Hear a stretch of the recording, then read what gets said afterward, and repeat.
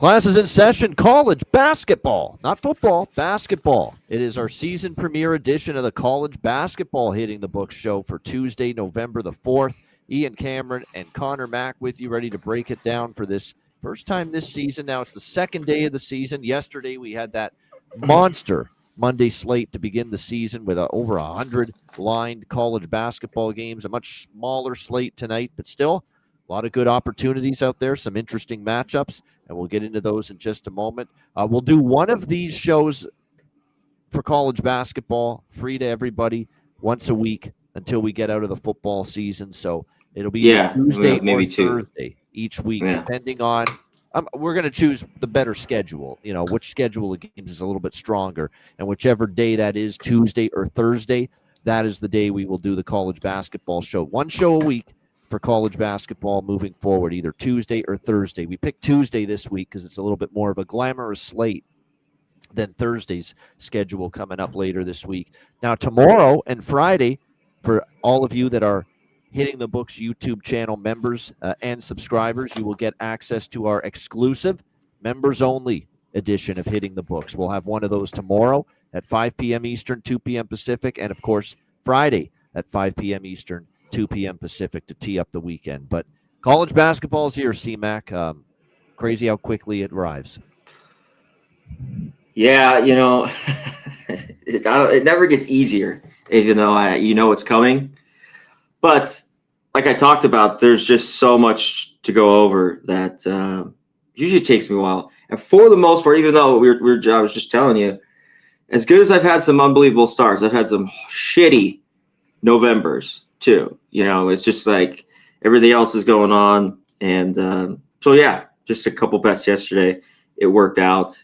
It's just I'm trying to keep it that way. Trying to pick and choose here where we can get it. And so tomorrow, Wednesday, we'll just be like a basketball show, basically college basketball. We could throw in some NBA real quick or whatever. And then of course our Friday where we'll go over small college football, NFL, the whole enchilada, as they say, a whole enchilada on Friday for the members. No doubt. Become a member. Yeah, Wednesday and Friday for the members. Yeah, there'll be a lot of college basketball. So we encourage you to sign up. It's very, very, it's like $7-8 a month, I think, currently for anyone. Yeah. To be anyone in the green too. Always ask us questions. You get automatic anytime. So you have a question on a game at the end or whenever, if you're in the green, you're top of the list in my book on this channel. So shout out to the members. No doubt. There's only one game. I did not submit a games list to Connor Mack. Normally I do that before every show. I did not do that today because I'm only going to talk about one game, and then after that I'm just going to open it up, and Connor Mack can give his opinions on any games he's interested in. I'll give my bets and opinions that I like on the card. But the one game we're going to talk about, Mando, that we talk about this game, it's obviously the highlight game of the night. It is the Dickie V Invitational. It's Texas and Duke. We have Duke 10.5 point home favorites, I should say. This is a neutral court in Charlotte Spectrum Center. Duke a 10.5 point favorite, 153.5 the total in this game. From all indications, another roster for John Shire, head coach of Duke, that is loaded for bear. Certainly a team that's going to be very much in the mix to be a national championship team this season for the Duke Blue Devils. No question about that. Obviously fell short last year. And Florida obviously gaining the title. But you look at this Duke Blue Devils roster and the Boozers, Carlos's kids. Of course, we're old enough to remember when Carlos Boozer played. Now all of a sudden we're seeing his kids involved playing basketball. Remember he used to spray paint his head when he was on the Bulls? Yeah, no kidding. Look, they are certainly from a continuity standpoint. You look at it, obviously a team that reached the Final Four. Cameron Boozer, this Nicholas Kamenya.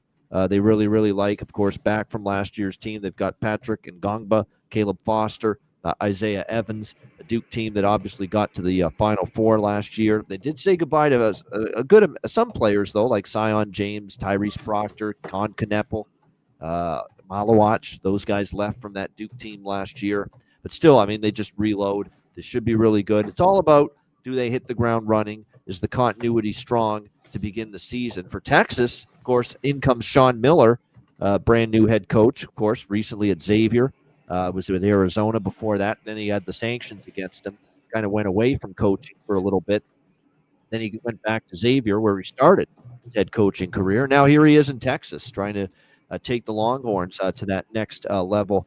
One thing to keep in mind here with this team for Texas and Sean Miller, who did a pretty solid job where he's been in the past. He has a very, very good veteran guard and Tremont Mark, to roll with this year. Jordan Pope back, Kendall Weaver back for this Texas Longhorn squad as well. Traore is a guy that came over from Xavier with Sean Miller. There's definitely versatility here for this Texas Longhorns team.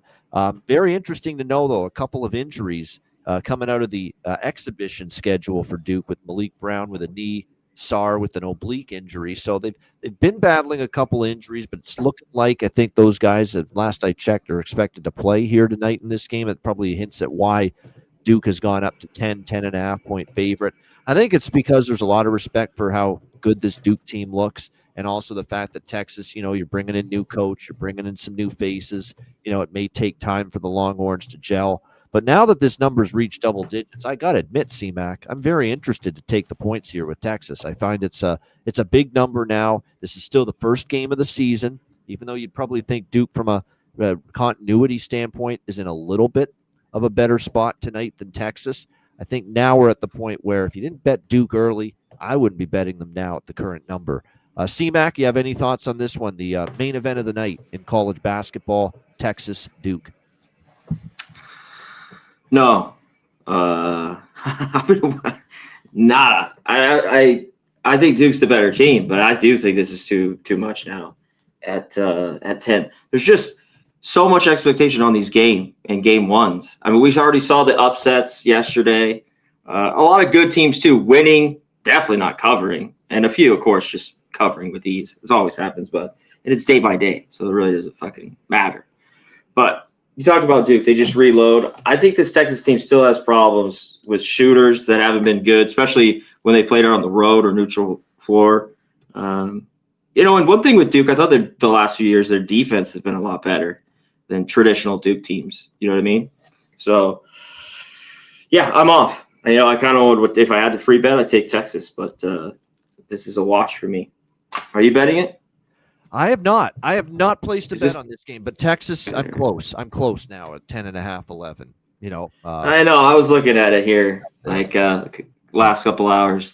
It reminds me of BYU Villanova. Villanova's the team with a brand new head coach, a lot of continuity question marks. BYU's the team loaded for bear with the same head coach, of course, from last year. And BYU was laying in this range, and BYU didn't cover. They fell just short of they won, but they didn't quite. That's what this feels like. I could see Texas just slipping, hanging around. This big double-digit number. So I lean Tech. I probably will have a small. It's the big game. I'll be watching it with. Then Dickie V is going to be on the call, so it'd be nice. 85 years old. That guy's. You got to give him credit. You can say what you want about he drives you nuts sometimes with the with his antics. Yes. And, his usual sayings and diaper dandy and PTPer and it's awesome, baby. And all that. Are you serious? Are you serious?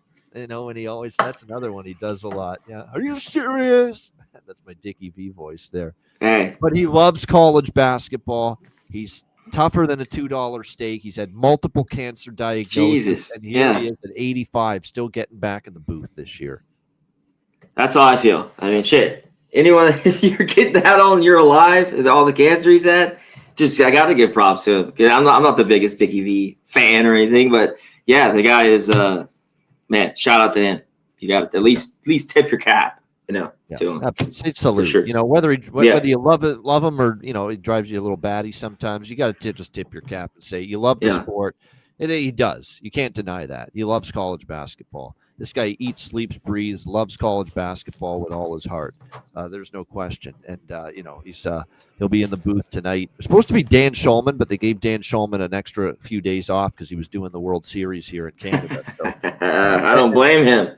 Yeah. He's probably shook. I'm shook. The Dodgers won. I'm like, Yeah. so, I mean, I couldn't even imagine. Supposed to be Dan Schulman calling Texas Duke on ESPN tonight, but no, he's going to make his debut Friday with that Kansas and North Carolina game on Friday. That'll be his first game of the season with Mr. Billis, his usual partner there. But yeah, crazy World Series that was indeed. All right, I'll give you some bets that I like. This is going to be a very quick show. We're going to be in and out of here in about 5-10 minutes, but I'll give you some bets that I like here. We're not going to go through every game, but okay. Here's one. This total I love. Well, I loved it when I bet it at the number I got. It's moved a ton. I think it could still go over because look at IU Indianapolis, Ohio State. I bet that sucker over 159. It closed at 168. They scored over 200 damn points in that game last night. IU Indianapolis, the Jaguars, and Ohio State. Unbelievable high-scoring game. Back and forth, back and forth. Again, it's always a risk. You know, if you're going to bet 8 points, the worst of it, whether it's a side or a total.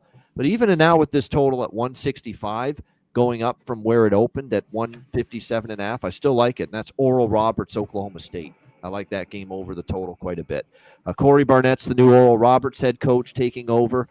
He's got the same two scorers leading him in the backcourt from last year. He wants to up the tempo, up the pace. Oral Roberts, definitely their pace numbers declined the last year or two. They played very fast. If you remember going back to the Max Asmus days when they were in the tournament, they slowed it down in the last couple of years, but now they're speeding it up again or want to play a very fast pace again. Steve Lutz, the head coach at Oklahoma State, he's brought in a lot more scorers. One thing about Oklahoma State last year, they played fast last year too, but they just couldn't make enough shots. The offense was just really, really a problem for a good chunk of that season. This year, they're going to play fast, and they feel they've upgraded the talent and the quality of shooters on this Oklahoma State basketball team. So put it all together, and I think we're going to see plenty of pace. We're going to see plenty of points. I totally agree with the total going up. It's gone up 8 points. Clearly, I'm not alone in thinking that total when it was in the 150s was just way too low. I still think it could go over the current number. So Oral Roberts, Oklahoma State over is one of them for me. I laid a couple big favorites here. I laid it with Iowa against Bobby Moe, Robert Morris. You can get 22.5. I love the hire for Iowa as their head coach, because to me, how many times have we whined and complained on this show for years about Fran McCaffrey? None of us were all that excited about the job he did with the Iowa Hawkeyes, but now he moves on, and now they've got, I think, a much better head coaching option here at their disposal here, this Iowa basketball team in Ben McCollum, who did a great job, obviously, at Drake, took Drake to the NCAA tournament last season. And how about the fact that now we're going to see, too, and this is correlated, too, we're going to see a major pace change with Iowa this year. Iowa played fast, zero defense. For years, they played that way under Fran McCaffrey. Yeah. They could score, but they couldn't defend, and they played fast. Well, now with Ben McCollum coming here as head coach, taking over from his days at Drake, what do we know about Drake under McCollum the last 2 years? They slowed it down. They played in the half court, and that is what we're going to see here for Iowa. So now we're going to see more focus on being a better defensive team. They're still going to be able to score points, Iowa, but they are going to be, you watch, and maybe it will take time, maybe not right away tonight, although I think tonight you'll see them play good defense, but they will be a much improved defensive team as this game goes on, and they're going to resemble a much better defensive team than any recent Iowa Hawkeyes teams that we have seen. So I think it's going to be very difficult for Robert Morris here, the Colonials, to find points in this game. Iowa should be pretty excited to have this first home game with the brand new coach. I think that defense will get better. So I did a split bet here. Minus 22 on Iowa, split up with a little on the Robert Morris team total in this game. You can bet under 57.5 is the team total for Robert Morris. The full game under, I could see it as well. I just worry about, Iowa scoring a bunch of points and it being enough to get over. But I could see it being an under full game just because the pace is going to be a lot slower. And like I said, Iowa minus 22 and or Robert Morris Team total under 57.5. I do like a couple of those bets. And I'm with someone in the chat here that's already thrown it out there, Mr. One and Done. Good to see you in the chat. Appreciate it. What up? Martin, let's see if we can cash us. I agree with that play against UNLV. UNLV's got injuries already early in the season. That is definitely not what you want to see out of a 17-point favorite in the very first game of the new college basketball season. That is for sure. Josh Pastner, good on television the last couple of years. Not a bad job on ESPN, but like I said, now back in coaching, it's a wait and see for me. Obviously, Memphis early in his career, his first gig. Then he went to Georgia Tech. Obviously, after that, we'll have to see how it goes here with him at UNLV. It's a team that's been a program that's kind of been in flux. That's the word I would use. Flux the last couple of years. UNLV basketball with the injury situation coming into this one. I'm certainly not all that thrilled about laying 17.5 with them in this opener. And UT Martin, we'll have to see what we get from them. The one thing about UT Martin is, they weren't one of the better teams in their conference last year, but we did see, I think, a little bit of strides from them deep into the season, getting a number like this. And the one thing they could do last year is they could score. So you always like that with a big dog. You want a team that could put the ball in the basket, and I think Martin should be able to do that. So UTM, yes, I think it's worth a bet. It's not my top play of the night or anything, but with the UNLV's questions, new coach, some injuries, I think UT Martin plus 17.5 is a decent way to go.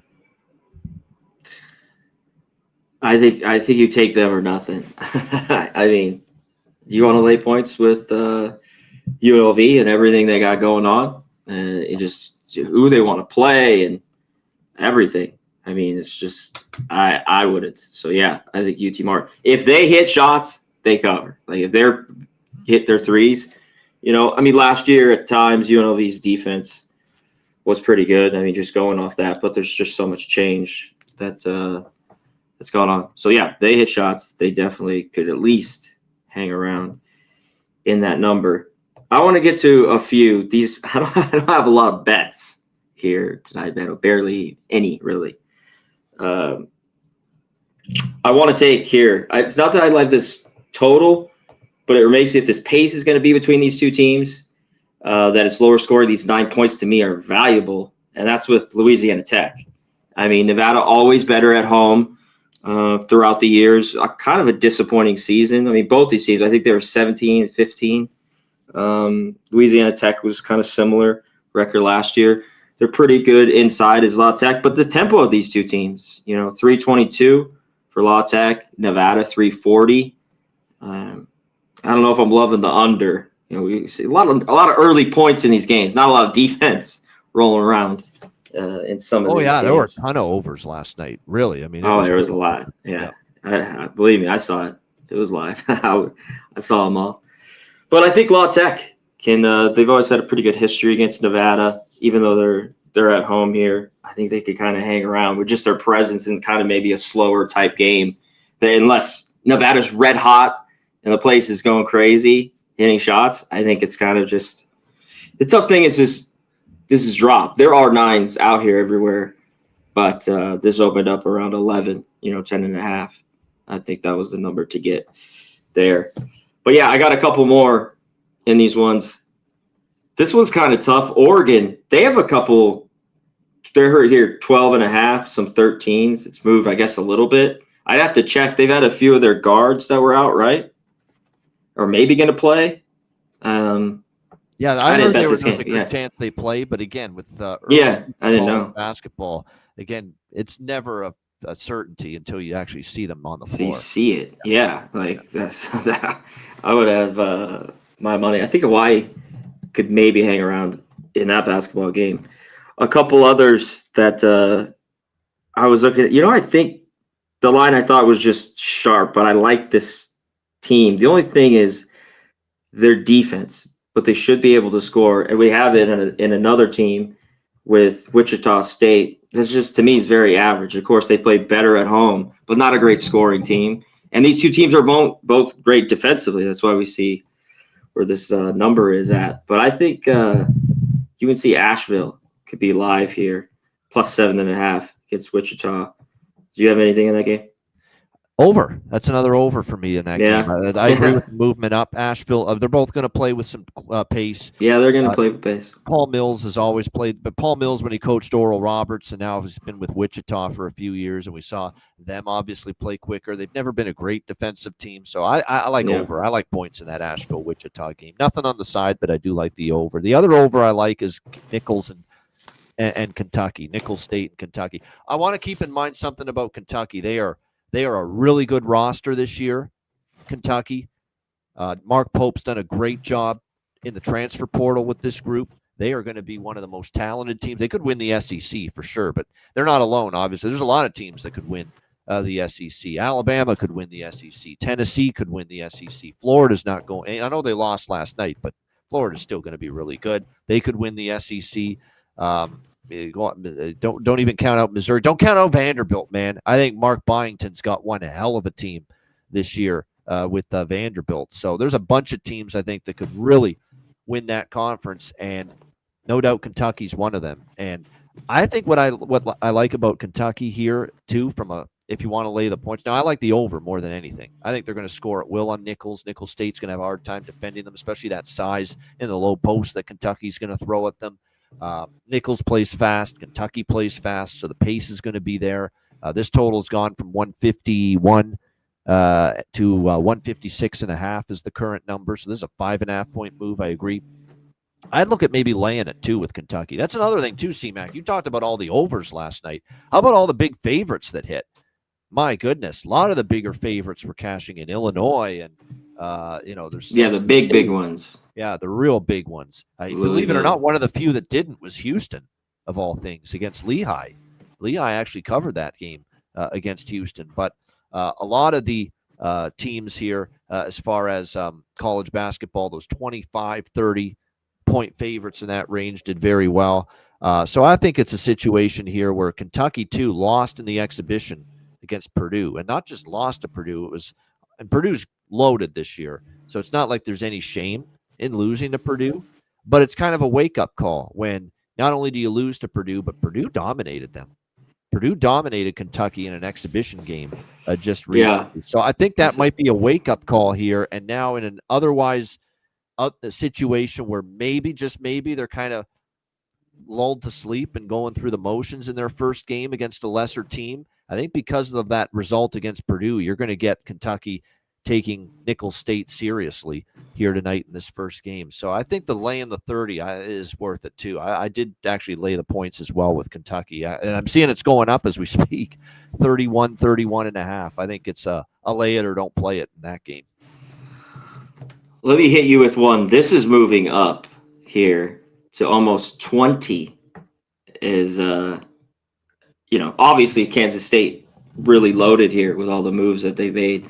It's gone from 16.5 to 19.5. I always like Greensboro, but you think they can hang around here in the 20 points, or they get blown out? That's an interesting one because Kansas State against Greensboro, that's a lot of points. Kansas State, to me, offensively, I think they're much improved. There's people I know that follow Kansas State that think their defense is still a little lagging behind. Maybe that's why the total's gone up, because I do agree. I think the over is the way I would play that game, but I don't know if I'd play it now at 148.5, because while I think there's defensive issues with both of these teams, Kansas State's a moderate pace team, and Greensboro does not play fast. So now that it's 148.5, I'd maybe be careful with it, but I agree with the initial move over. I don't want to lay that many with Kansas State, though. I'd lean Greensboro now, actually, at the current. I know. I've been looking at this.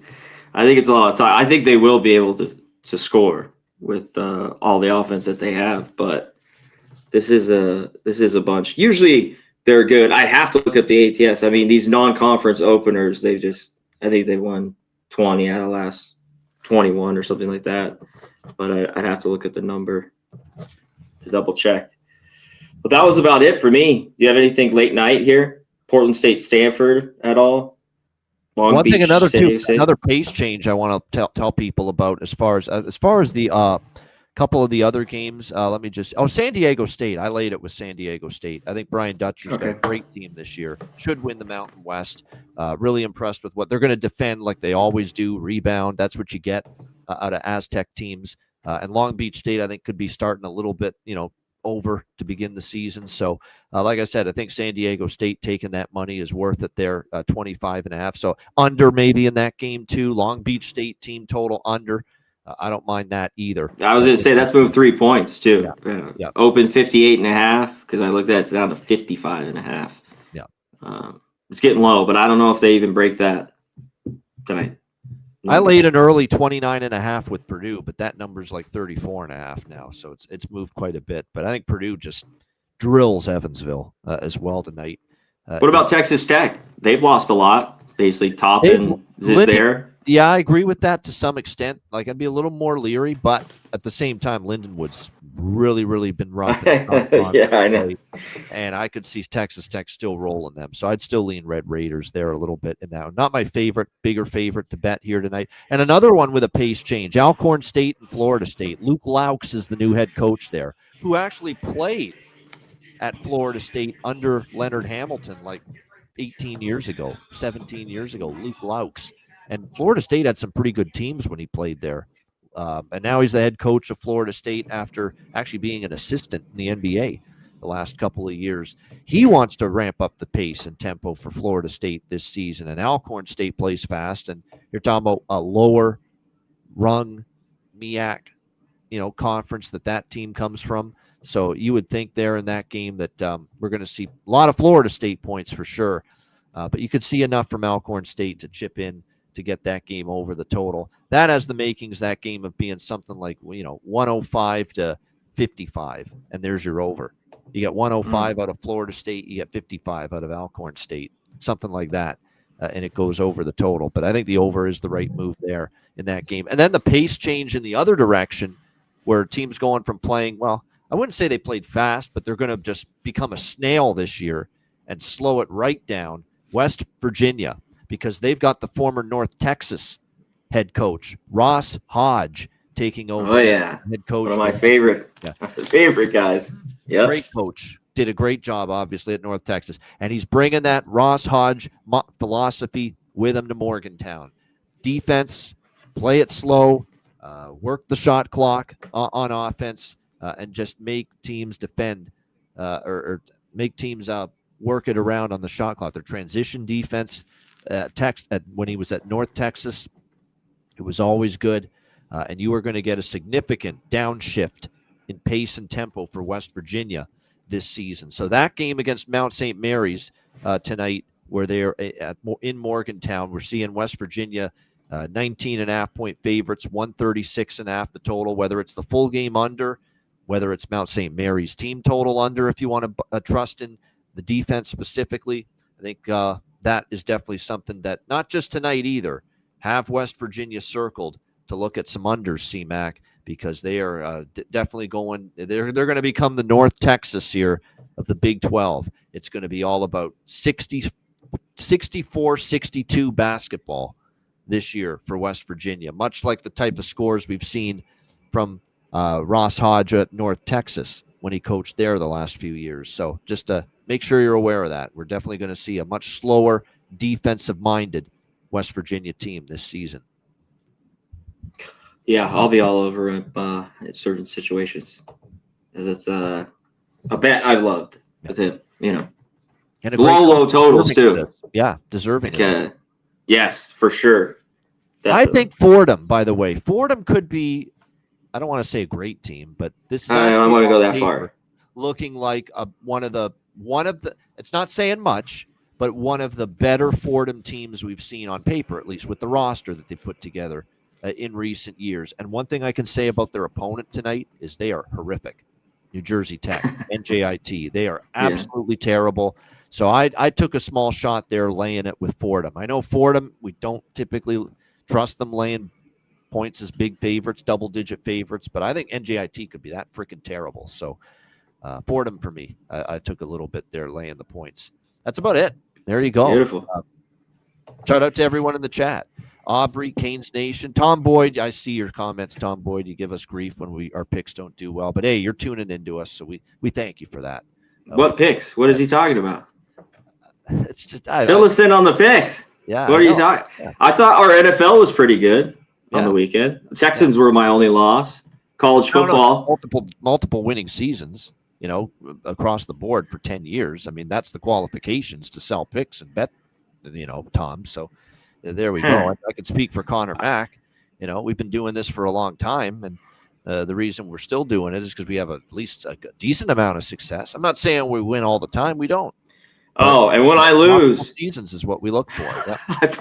When I'm going bad, it's going to happen. Like the baseball was so good. I've talked about it so much, and I was horrific after the break for like 3 weeks, a month, and I ended all right. But shit's going to happen.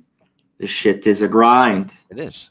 But but thanks for the comment. At the end of the season, that's always my goal. I always say that. Yeah.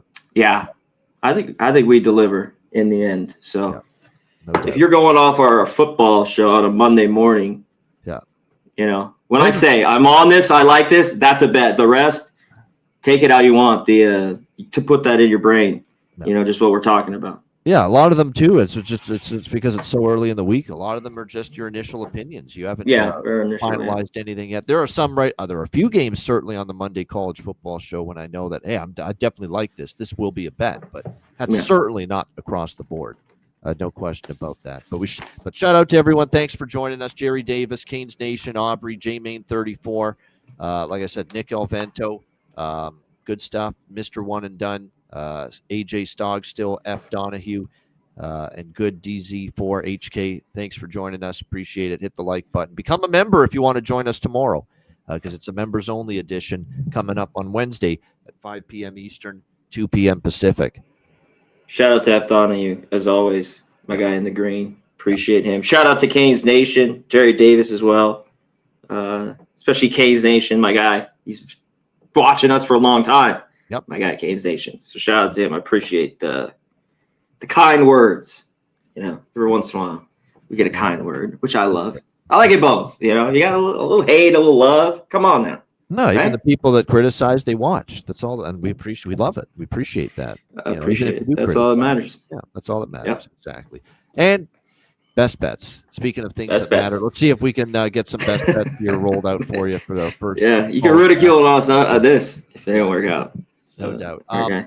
All right, best bet, C-Mac. I know you're going light, low volume, early in the college basketball season, but one best bet for tonight. What do you got?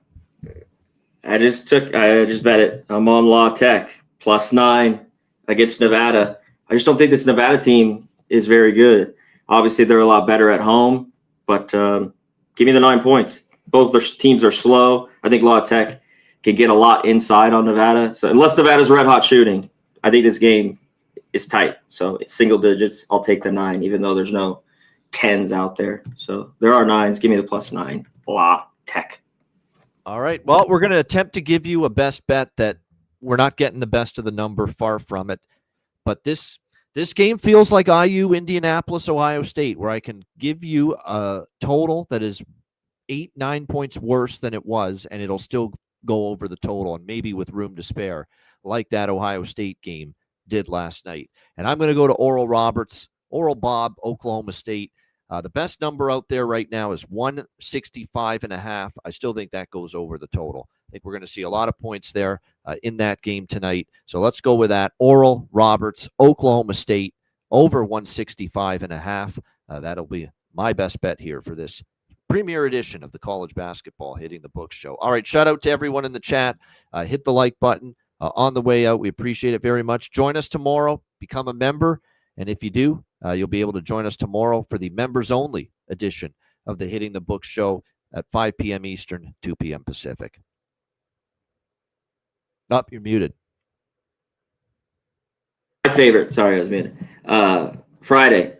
Small college football. Always my favorite to bet on. Yep. So join then. And we get some NFL talk on Fridays, too. We get you ready for the NFL weekend. Lots of NFL on the Friday show. So, again, become a member to join us for those two shows. We appreciate it. Hit the like button one more time on the way out. For Connor Mack, I'm Ian Cameron. Have a great Tuesday night. Enjoy the games and good luck. And we will see you tomorrow. Members-only edition of the Hitting the Book show at 5 p.m. Eastern, 2 p.m. Pacific. Until then, class dismissed. Peace.